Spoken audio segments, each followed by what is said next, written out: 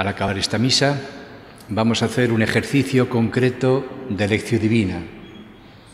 Vamos a seguir el proceso ordinario que recordábamos ayer, de lectura de la palabra de Dios, lectura, comprensión de la palabra de Dios, meditación de la misma, para pasar después a la oración y terminar todo este rato, a partir de la palabra de Dios, con la experiencia de adoración del Señor y Salvador.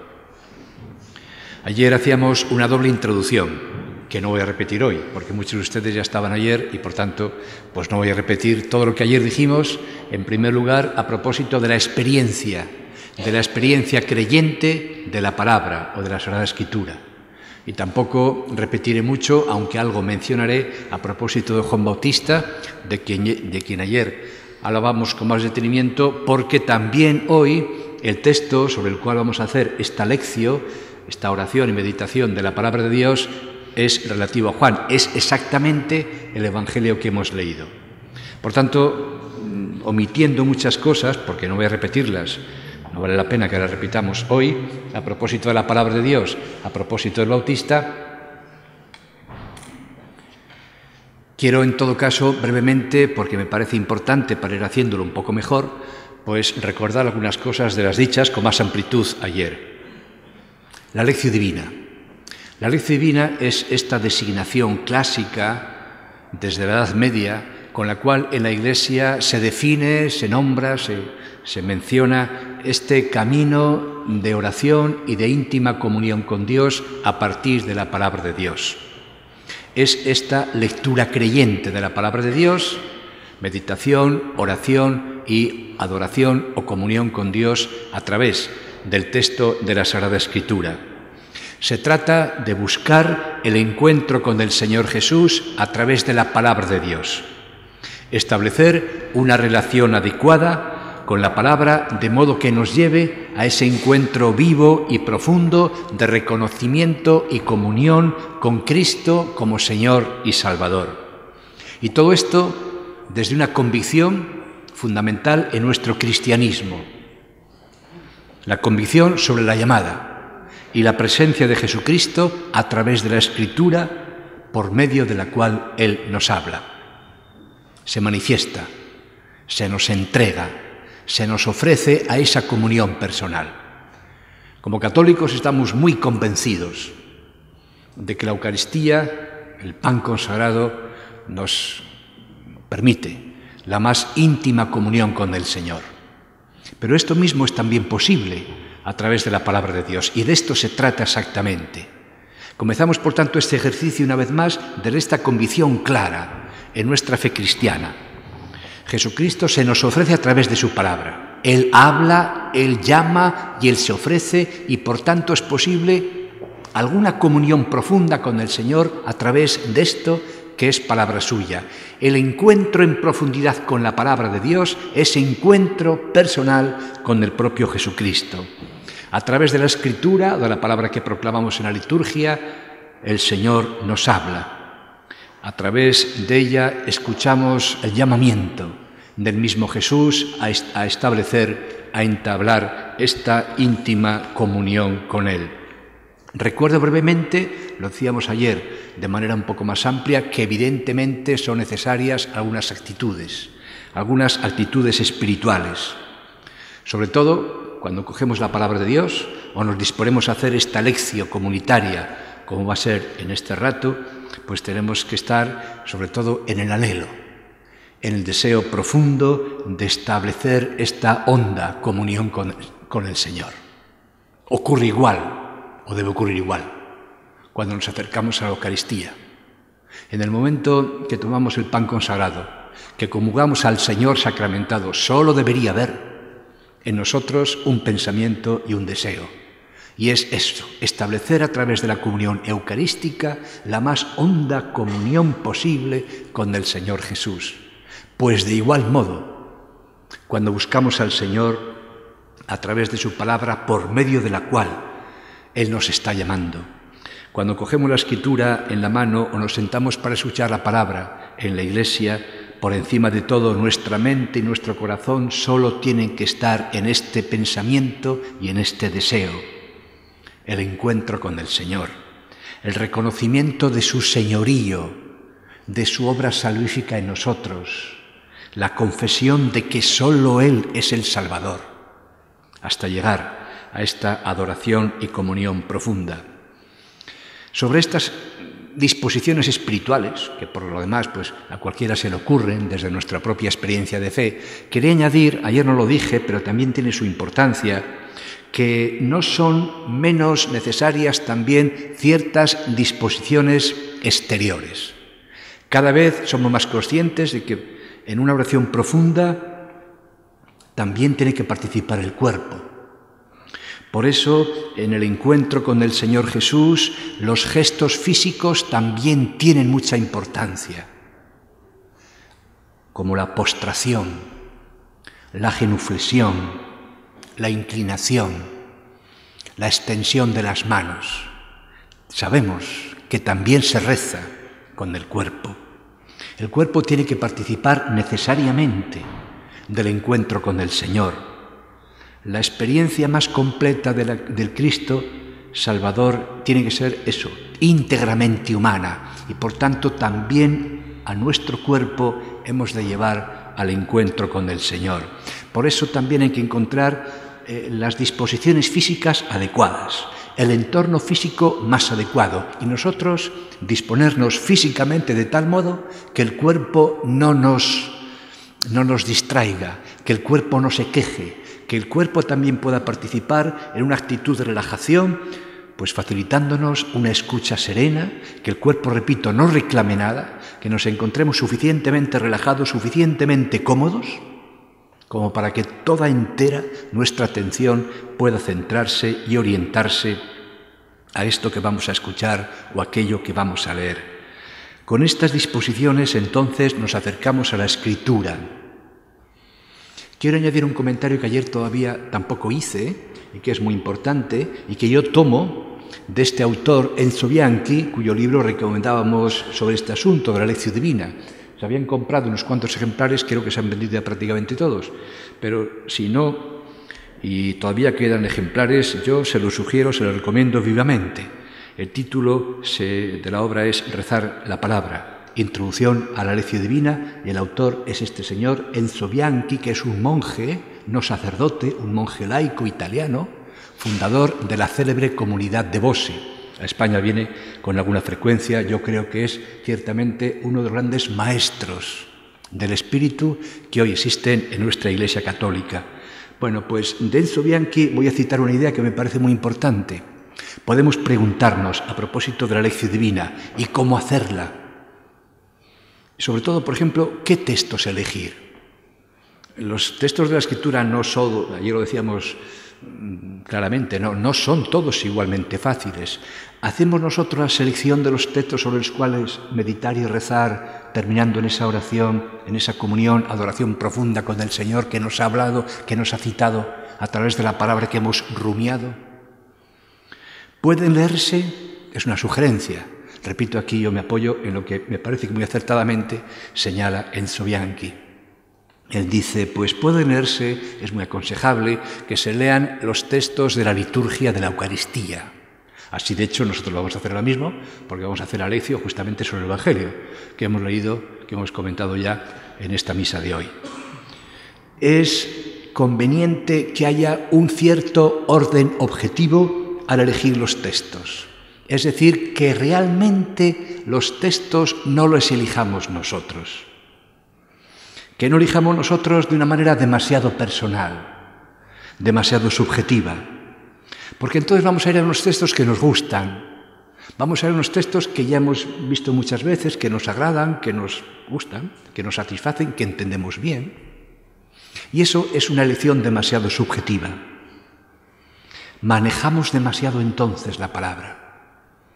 La vamos a manejar, aunque no seamos muy conscientes de ello, la vamos a manejar según nuestro interés, nuestro estado de ánimo, nuestra apetencia del momento, y vamos a poner, por tanto, la palabra de alguna manera al servicio de nuestra subjetividad. Y la vamos a manipular un poco nosotros. Y esto no es bueno. Dice Enzo Bianchi, no elijamos nosotros, sigamos un orden objetivo.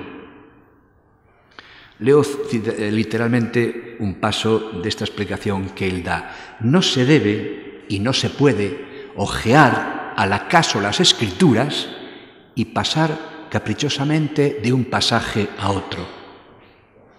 La gracia de tener un leccionario cotidiano debe llevar al cristiano a regirse por él.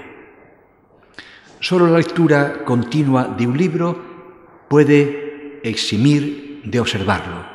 Buscar los pasajes según el propio placer sería efectivamente reducir la Biblia a un libro en el que se busca lo que se quiere encontrar. En cambio, se debe leer el texto en su entereza, sin escoger, sin selección, aunque parezca a veces un poco difícil o que nos desborda, pero eso justamente es muy saludable. El lector debe tratar de no tomar en cuenta preferencias que sean prejuicios suyos, dejarse conducir obedientemente allí donde la intención del Espíritu que habla por la palabra le quiera conducir. Bueno, esta observación a propósito de la práctica personal, o si se hace grupal. Si se hace grupalmente vale lo mismo, pues respecto del paso concreto, de la medida concreta de ¿y qué vamos a leer hoy? ¿Qué vamos a leer? ¿Sobre qué vamos a hacer la lectura, meditación y oración con la palabra de Dios? Pues por ejemplo, siguiendo el leccionario. Nosotros, de hecho, repito, vamos a leer otra vez el texto del Evangelio de esta Eucaristía. Y si no, lo que sugiere Enzo Bianchi, pues coger un libro entero.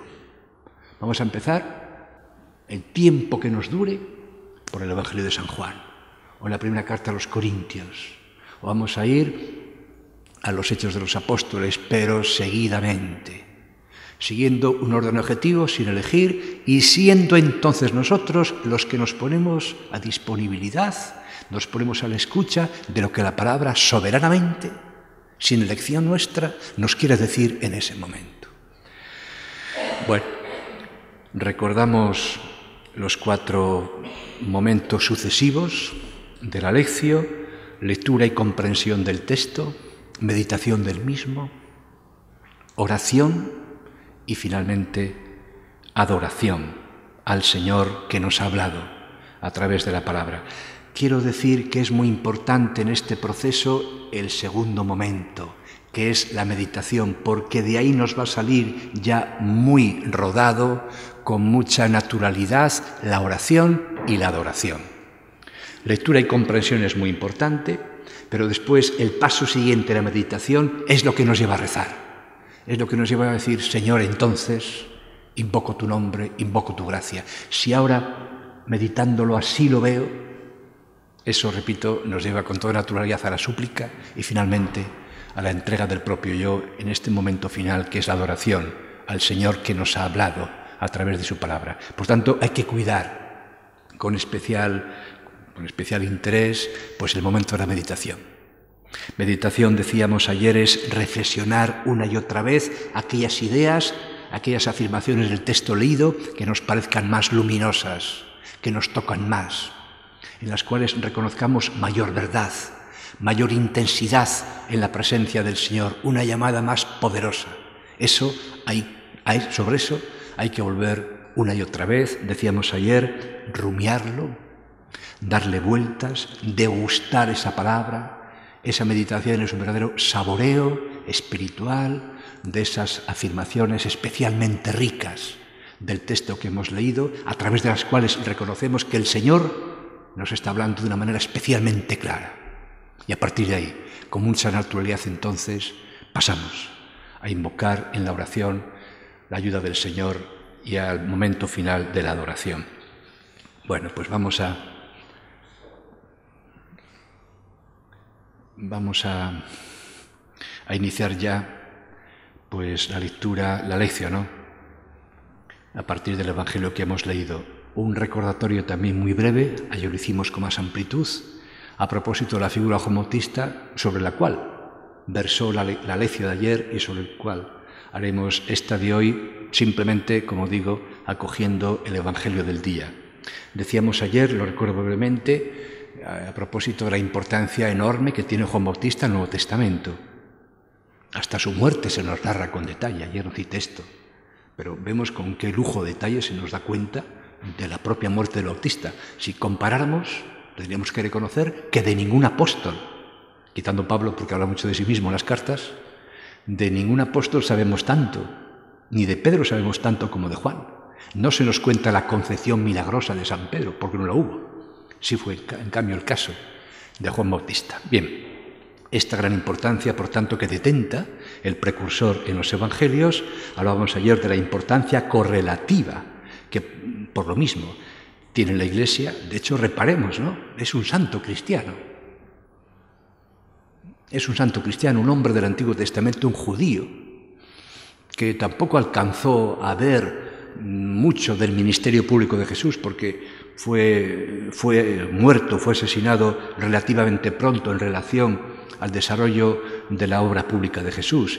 Y sin embargo es un santo cristiano, así reconocido por la Iglesia, San Juan Bautista, y un santo importante en el calendario litúrgico, como decíamos ayer, con dos fiestas importantes, la Natividad de San Juan y el Martirio de San Juan. Y sabemos, lo vemos constantemente en estas semanas, este papel fundamental que detenta en la liturgia de la Iglesia en ese tiempo de Adviento, que es el gran protagonista junto con María. María aparece pronto en el Adviento con la fiesta de la Inmaculada y luego desaparece de la escena.